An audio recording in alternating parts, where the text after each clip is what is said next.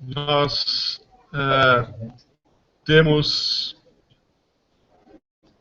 durante esses tempos, na escola dominical, temos estudado a primeira carta de Pedro. E agora, nos cultos, começamos também a fazer as pregações sobre a primeira carta de Pedro. E hoje vamos continuar com o capítulo 2. Domingo passado ouvimos uma pregação no capítulo 1. Vamos ver só parte do capítulo 2. Não temos tempo suficiente para falarmos de uma só vez em todo o capítulo. Lembram qual o contexto da carta? O que estava acontecendo com os crentes? Estavam sendo perseguidos, certo? E isso está muito claro, pelo menos para aqueles que têm acompanhado tanto a escola bíblica dominical quanto as pregações. Então, os crentes estavam, por causa da fé em Jesus Cristo, a sofrer vários tipos de perseguição. E não vou mais entrar nesse assunto, é só para recordar que este é o contexto. Onde esses crentes estavam? Se nós olharmos no capítulo 1, versículos 1 e 2, Pedro, apóstolo de Jesus Cristo, aos eleitos de Deus, peregrinos dispersos. Então, no Ponto, na Galácia, na Capadócia, na província da Ásia e da Bitínia, e ele segue a falar. Então, eram crentes que, por causa da perseguição, estavam dispersos por vários lugares. E aqui poderemos até lembrar do conceito de igreja reunida e igreja dispersa. Somos sempre igreja, e isso fica muito claro no texto que vamos ver, certo? Está sempre absolutamente claro. Quando estamos reunidos, estamos a ser edificados, temos comunhão, temos apoio mútuo, crescemos, nos ajudamos, etc, etc, etc. Mas quando estamos dispersos, aí a situação depende, e nós nos dispersamos para vários locais, estamos mais expostos, estamos mais isolados, apesar de fazermos parte do mesmo corpo, é evangelização, é uma ameaça maior, sem dúvida. E claro que no caso desses crentes, a dispersão significava risco de vida, porque estavam a ser perseguidos, mas continuavam a ser igreja.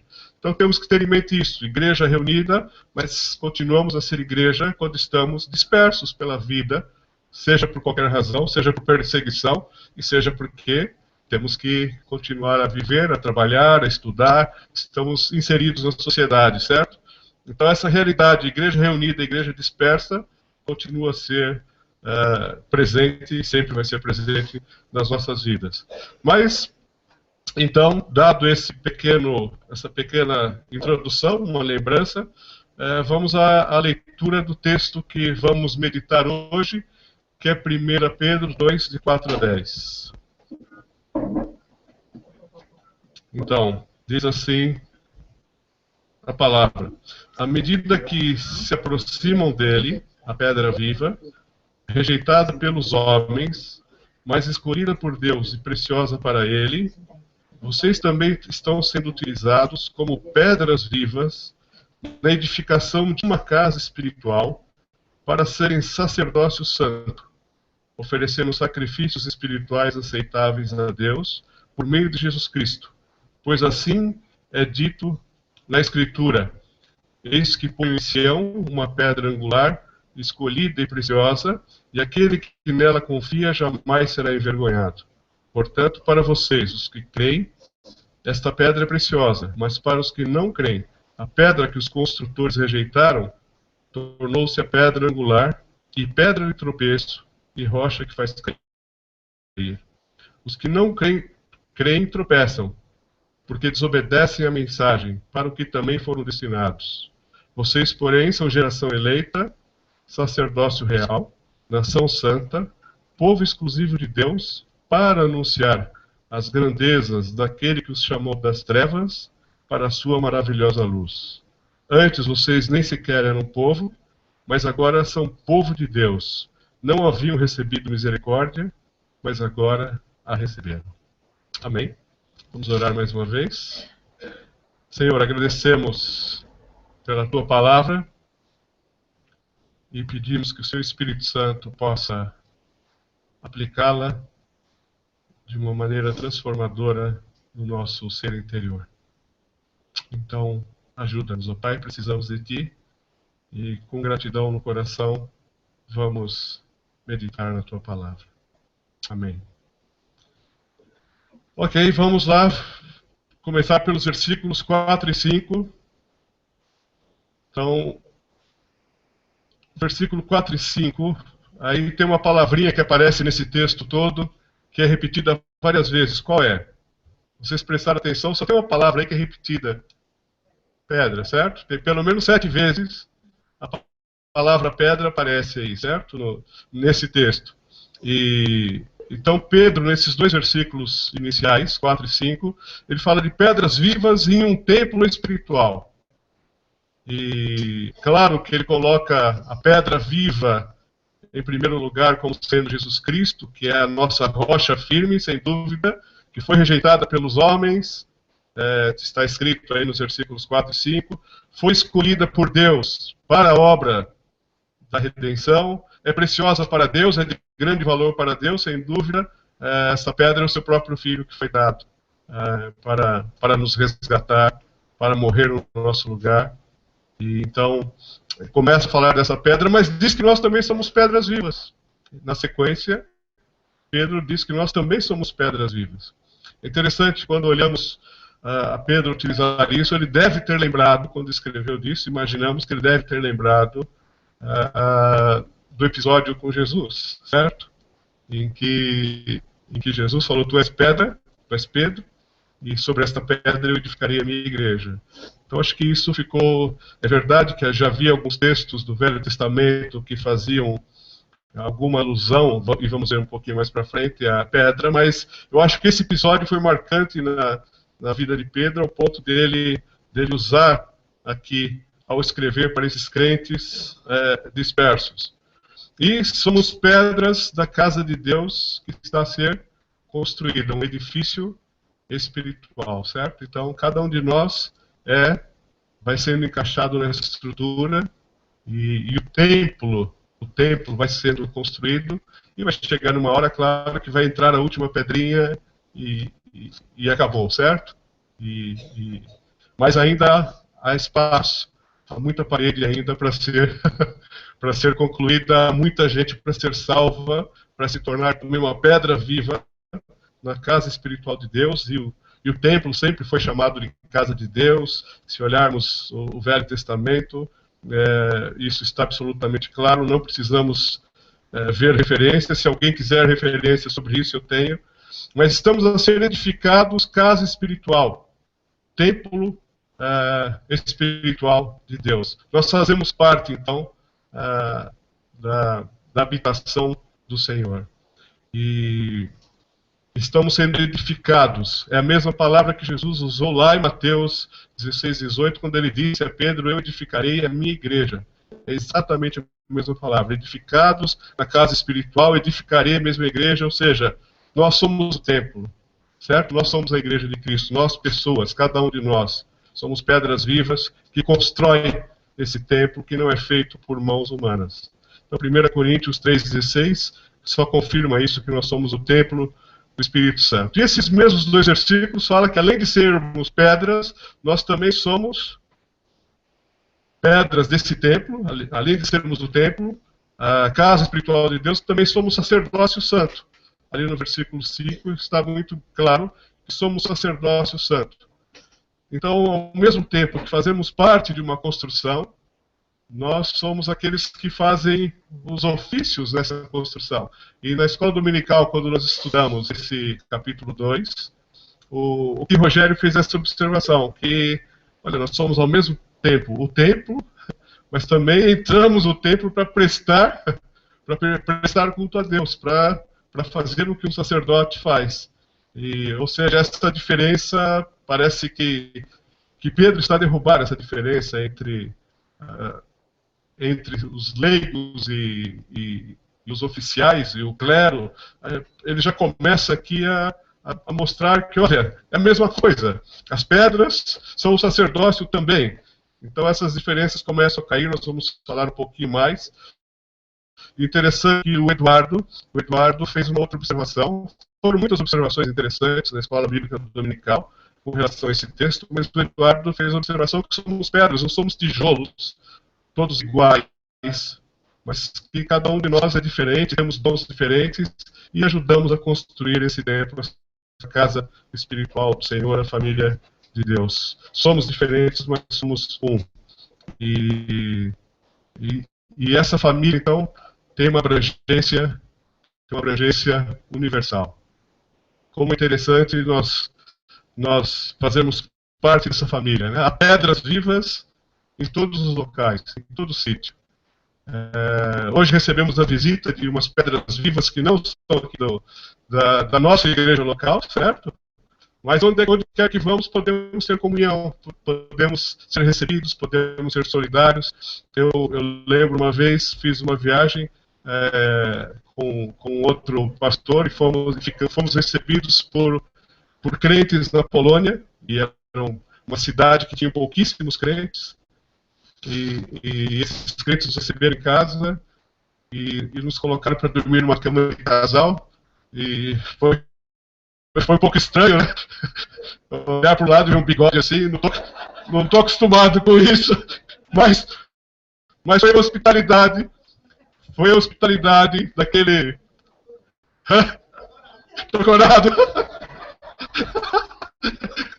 Porque mesmo senti falta da cidinha, é claro. Mas a hospitalidade, em todo lugar que nós estamos ir, nós podemos receber e ser recebidos e receber pessoas. Às vezes recebemos pessoas na nossa casa que nem conhecemos, mas fazem parte da família de Deus. Eu fui recebido lá sem ser conhecido também. Então, essa família é enorme. Há pedras vivas. A igreja do Senhor é ampla. Em qualquer local, temos o privilégio de fazer parte dessa construção que o Senhor está fazendo. Ele está edificando a sua igreja, certo? E ela se manifesta na igreja local, claro, nas igrejas locais. E aqui está uma manifestação. E é claro, o Senhor sempre quis ter um povo separado para Ele próprio, para si mesmo. Sempre quis ter uma família. E isso foi manifestado lá em Êxodo, capítulo 19.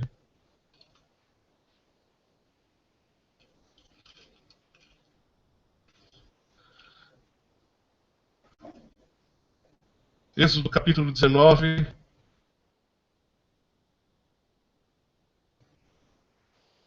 versículos 5 e 6, Deus diz assim ao povo que tinha saído do Egito: agora, se me obedecerem fielmente e guardarem a minha aliança, vocês serão o meu tesouro pessoal dentre todas as nações. Embora toda a terra seja minha, vocês serão para mim um reino de sacerdotes e uma nação santa. Essas são palavras que você dirá aos israelitas, então a orientação que Deus estava a dar a Moisés para falar ao povo, certo? Então Deus sempre quis isso, sempre quis uma nação santa, um povo exclusivo seu, sempre quis isso, exatamente para mostrar que Ele existe e para alcançar os outros. Mas alguns comentadores dizem que o versículo 20, 19, logo em seguida,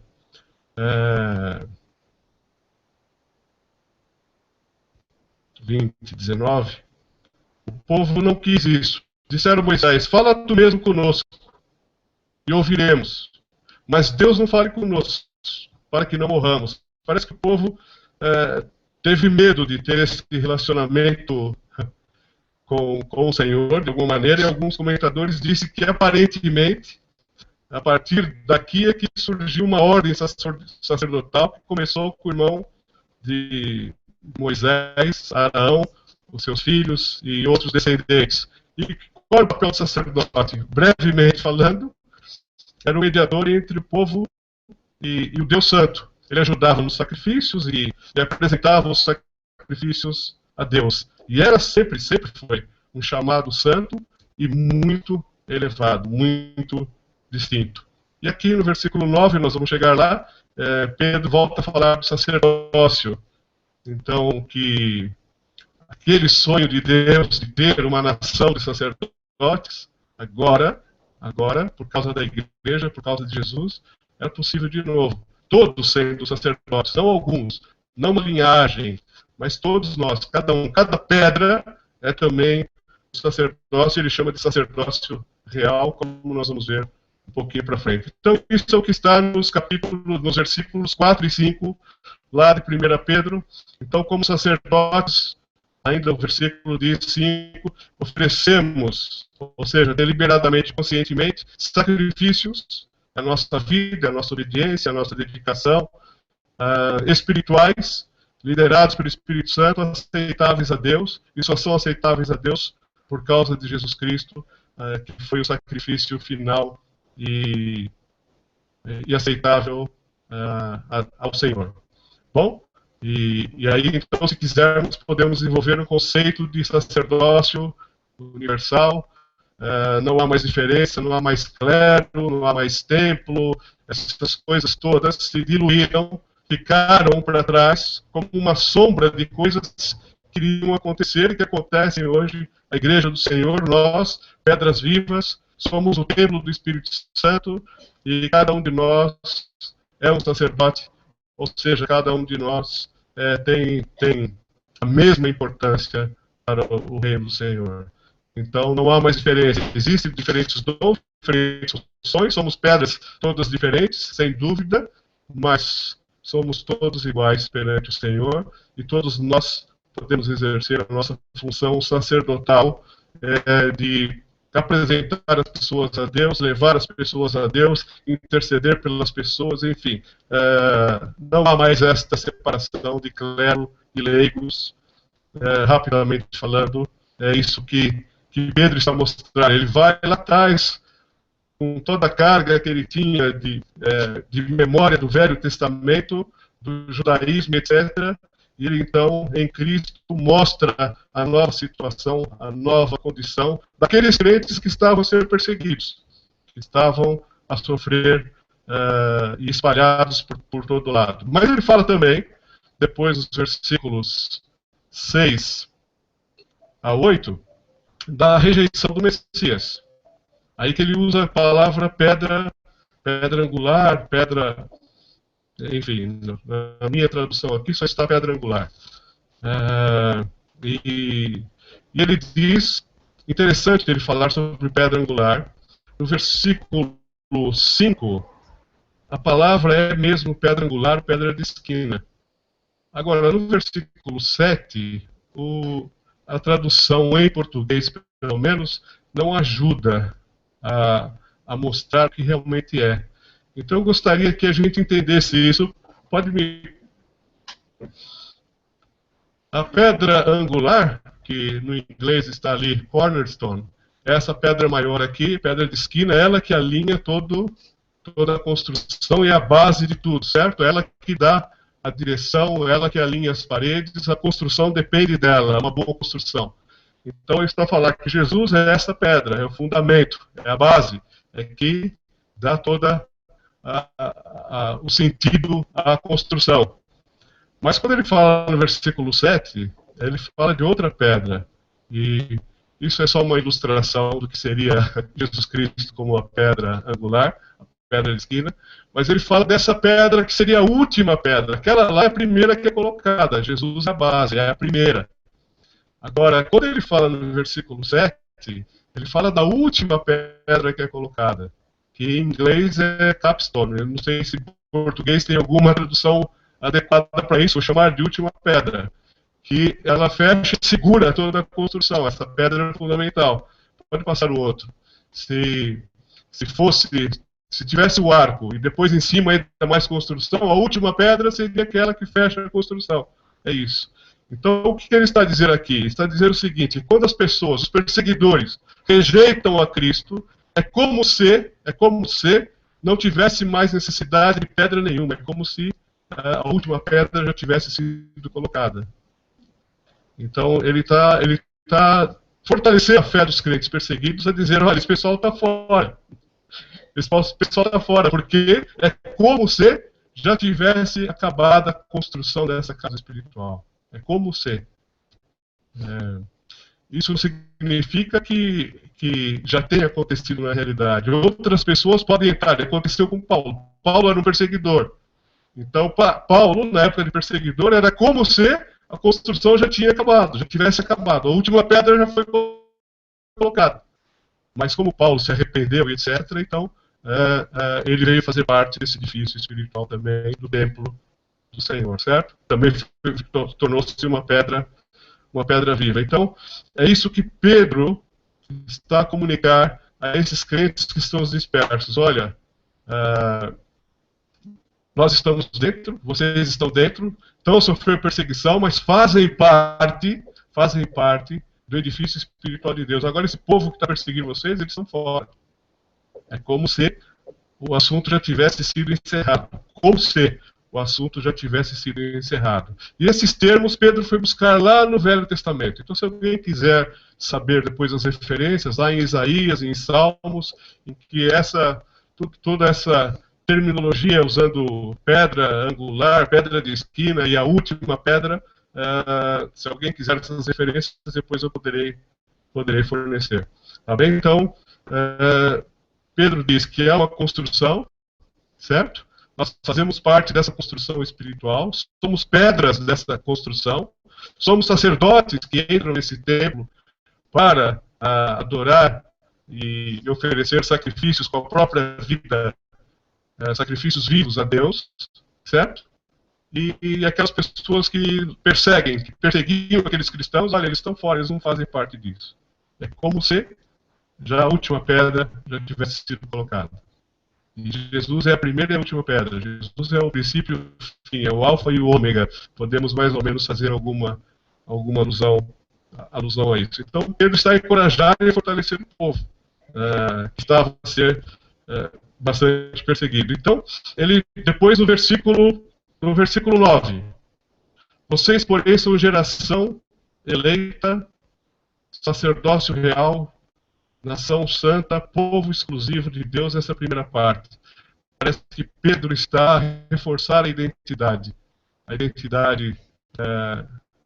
desse povo que estava perseguido. Imagina o pessoal disperso, debaixo de perseguição, perde-se noção de identidade, a fé fica mais frágil, e ele está a tentar, então, fortalecer a fé dos crentes e falar: olha, nós somos um, pertencemos ao mesmo tempo, à unidade. E essa convicção de unidade, essa convicção de identidade forte no Senhor, de pertencer ao Senhor, são essenciais. Essa convicção é essencial para tempos difíceis ou para condições difíceis como esses cristãos estavam. E mesmo nós podemos estar em condições complicadas e difíceis. Claro que não se compara muitas vezes a uma perseguição física com risco de morte, mas mesmo em condições mais amenas que possamos enfrentar, isso é essencial para mantermos a fé, mantermos o foco, a confiança em Deus, estarmos seguros no Senhor, fazemos parte da sua construção espiritual e que nada nos vai tirar, nos vai remover dessa esperança e dessa situação. Mas isso também nos chama para a solidariedade, certo? Somos parte da mesma construção, está pelo mundo todo, mas como nós vimos na escola dominical hoje no vídeo, há pedras vivas que estão a sofrer perseguições, há pedras vivas que estão com risco de vida, há pedras vivas que estão a perder todos os seus bens, estão a ser ameaçados e privados de tantas coisas. Por quê? Porque confiam no Senhor. Porque confiam no Senhor. E oramos já por eles por algumas situações, até alguns testemunhos que vimos aqui no vídeo, e precisamos estar solidários, não só orar e fazer aquilo que for possível e estiver ao nosso alcance, porque somos uma família. Então, ao mesmo tempo que nos dá segurança, que mostra a nossa unidade, mostra a nossa identidade, também nos chama solidariedade, certo? Vamos ser solidários com os nossos irmãos que estão a sofrer. E esse texto nos ajuda nisso. Isso. Sim, fica à vontade. Sim, diz. E aquela pedra, também trabalhei em muitas coisas da construção. Sei. Assim como interno que é segurança. Uhum. E aquela pedra, o nome verdadeiro dela não é de esquina é outra segurança. Sim. Ela quer a segurança porque completa a estrutura, porque pensando na segurança daquela pedra, nós também, como crentes, temos que ter segurança sempre. Uhum. A comparação é a nossa segurança, é aquela segurança que está a dizer, nós temos que ter. Tá bem, obrigado. É isso mesmo. Tá ótimo, não há problema. Não há problema, só ensinar, sim. Tá bem, obrigado. Aprendemos uns com os outros. Tá bem, muito bem. É isso mesmo. Então, pertencemos exclusivamente a Deus, mas também pertencemos uns aos outros, certo? E isso está muito claro. Somos propriedade exclusiva de Deus, mas ao fazermos parte da mesma construção, pertencemos uns aos outros. Na igreja local, mas isso tem uma abrangência universal. Então temos que ter essa consciência, e aí está a importância da igreja, e particularmente da igreja local, onde essas coisas são experimentadas. Agora, o versículo 9b,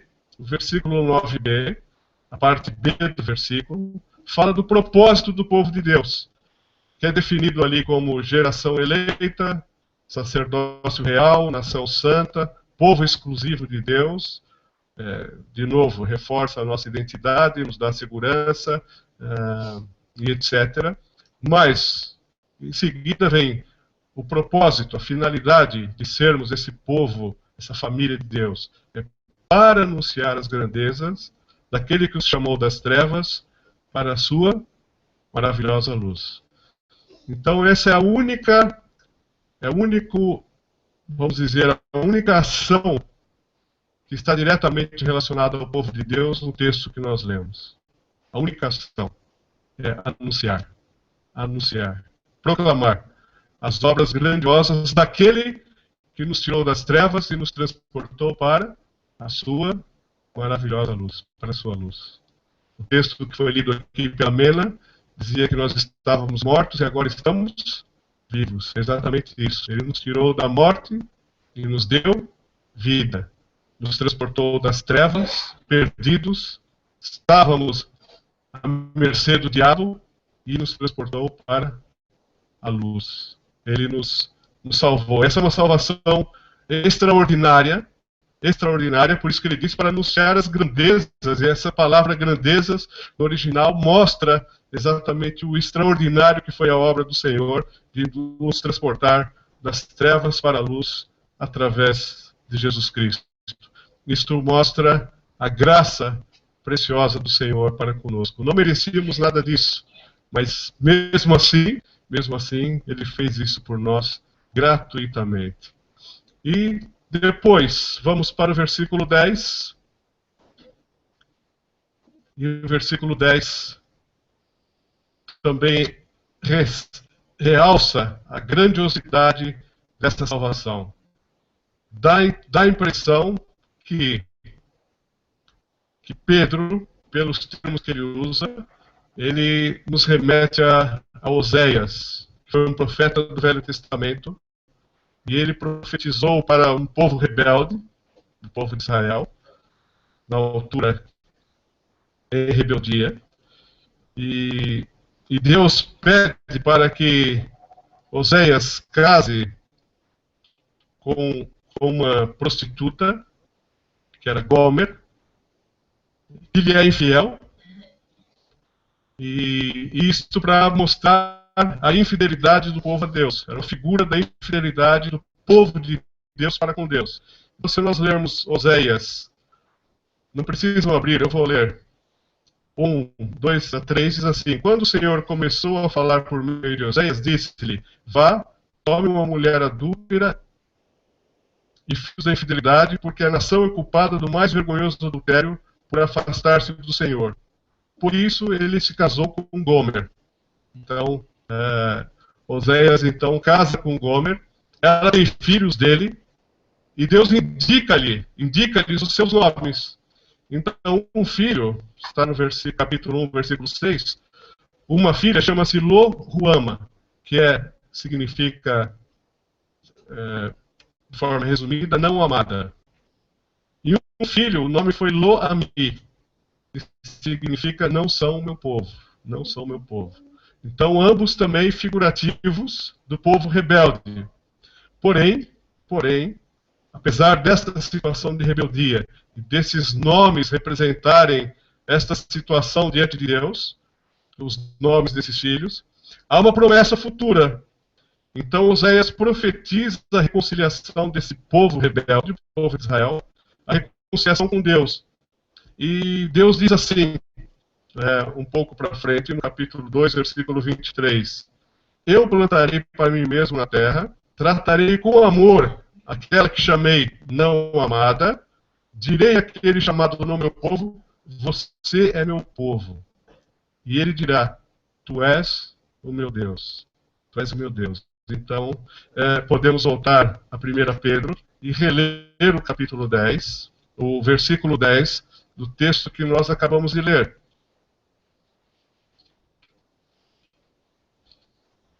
Alguém pode ler? O versículo 10?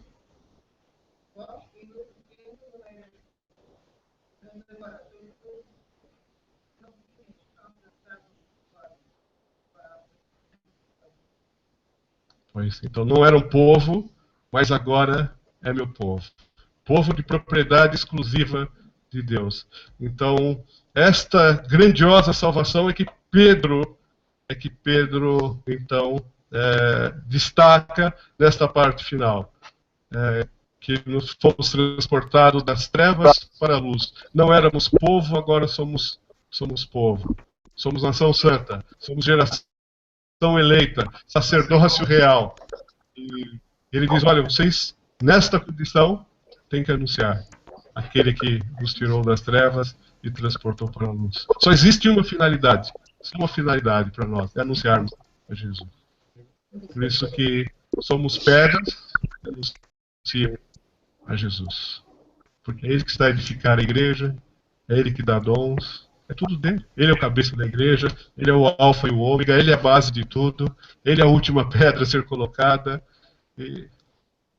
Ele é o autor e consumador da nossa fé, foi Ele que morreu por nós, Ele é Deus, Ele está vivo, ressuscitou, só Ele pode fazer alguma coisa por nós, é por causa dele que nós estamos aqui, e é Ele que nós devemos anunciar.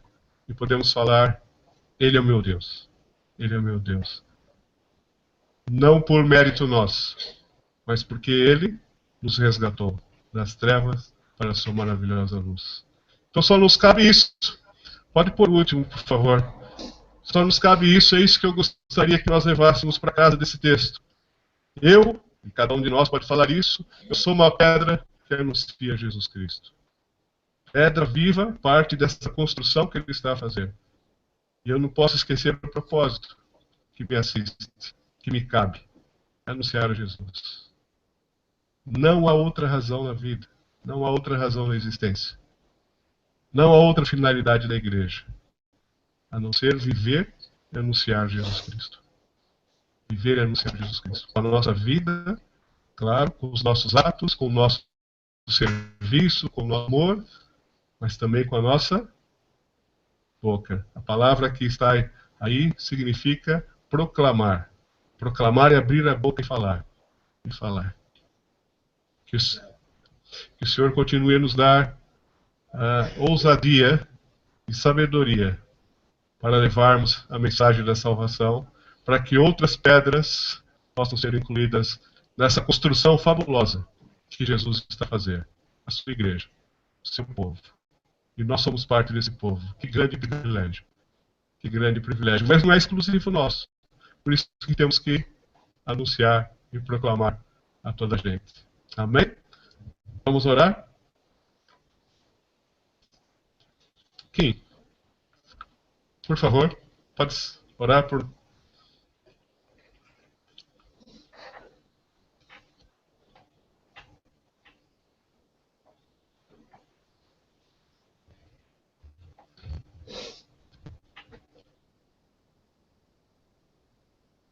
Nosso Deus, no meio dos filhos, estás aqui conosco. Obrigado por tua palavra. Ao longo de tantos séculos, dado o teu povo. E também nos alimentou esta manhã, Senhor. Ela é grande, é maravilhosa, é misteriosa. Ela nos limpa, nos lava, nos desafia, nos deixa intrigados, Senhor. Muitas vezes com questionamentos. Mas nos chama para ela constantemente. Traz-nos sempre, Senhor, reunidos à casa de oração, Senhor, para aprendermos, para te louvarmos, crescermos, sermos edificados em amor. Ajuda-nos a compreender, Senhor, a dignidade e a majestade e a grande responsabilidade que é de sermos o templo, sacerdotes, e um povo peculiar que anuncia as tuas virtudes. Andar querer ser erguida, Senhor, como reis e sacerdotes, e aprendemos a servir. Ajuda-nos a sermos solidários com as pedras vivas, os irmãos e as irmãs, Senhor, que sofrem perseguições porque são fiéis a Ti. Ajuda-nos a não vivermos com medo, Senhor, mas com base no amor e na confiança em Ti e em que Tu fazes através de nós. Obrigado nesta manhã, Senhor. Uma vez mais repetimos por estarmos aqui juntos, Pai. E ajuda-nos a viver dispersos nesta semana como igreja. Em nome do Senhor Jesus Cristo. Amém.